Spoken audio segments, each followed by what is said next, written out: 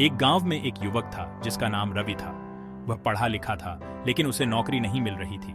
उसके घर की हालत भी ठीक नहीं थी।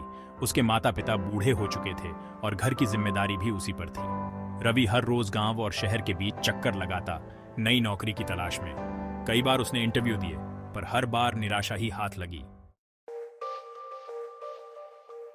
रवि के दोस्तों ने उसे बड़े शहर जाकर किस्मत आजमाने का सुझाव दिया, लेकिन उसके पास पैसे नहीं थे।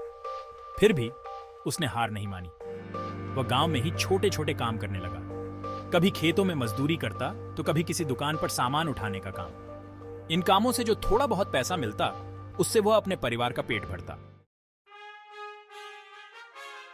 एक दिन गांव के स्कूल में एक नई योजना की घोषणा हुई, जिसमें युवाओं को कौशल प्रशिक्षण दिया जा रहा था। रवि को यह सुनकर उम्मीद की एक किरण दिखी। उसने उस योजना में भाग लिया और सिलाई का प्रशिक्षण लिया।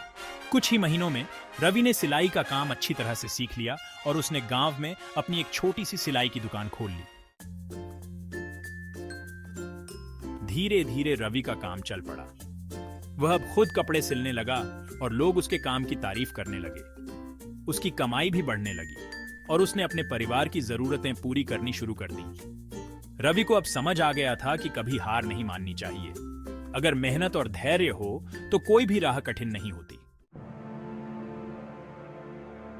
रवि की कहानी उस संघर्ष और आत्मविश्वास की मिसाल बन गई, जो बिना नौकरी के भी अपने पैरों पर खड़ा होने की प्रेरणा देती है।